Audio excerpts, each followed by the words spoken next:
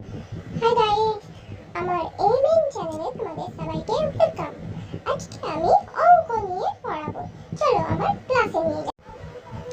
তো দেখো বন্ধুরা, আমি যদি a এর সঙ্গে 2 যোগ করতে বলি বা a এর সঙ্গে 2 বিয়োগ বা a প্লাস b যোগ করতে বলি, তো এগুলোকে যোগ বা বিয়োগ করা যাবে না, এইরকমই থেকে যাবে।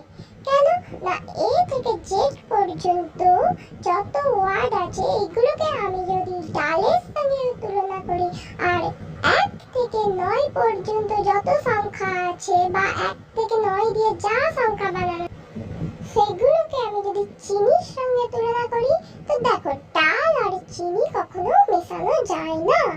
সেই রকম এর সঙ্গে 2 বা এর সঙ্গে 9 এরকম কোনো সংখ্যার সঙ্গে ওয়ার্ডের যোগ বা বিয়োগ করা যাবে না।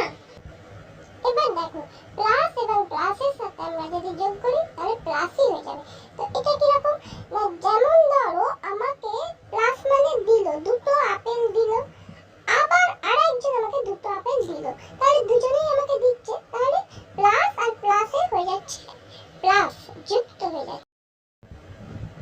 আবার দেখো, মাইনাস এবং মাইনাসে যোগ হচ্ছে, সেটা কি রকম না, দেখো আমার কাছে 10টা পেন আছে, তো আমি একজনকে 3টে দিয়ে দিলাম, অর্থাৎ মাইনাস আমার থেকে মাইনাস হয়ে গেল। আবার আরেকজনকে 4টে পেন দিয়ে দিলাম, তাহলে দুটোই মাইনাস হচ্ছে, একেও দিচ্ছি একেও দিচ্ছি।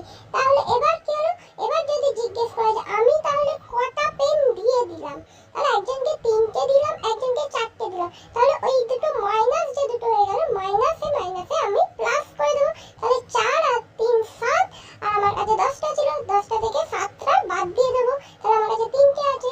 তো তাহলে ওই জন্য হয়ে যাচ্ছে মাইনাসে মাইনাসে প্লাস হচ্ছে।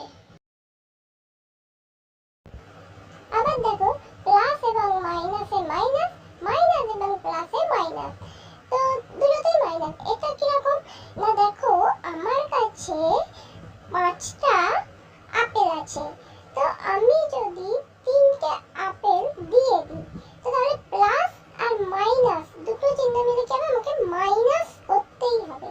তো এই কারণে প্লাসে মাইনাসে মাইনাস বা মাইনাসে প্লাসে মাইনাস, দুটোতেই মাইনাস। তো তোমরা যদি এইভাবে একবার মাথায় ঢুকিয়ে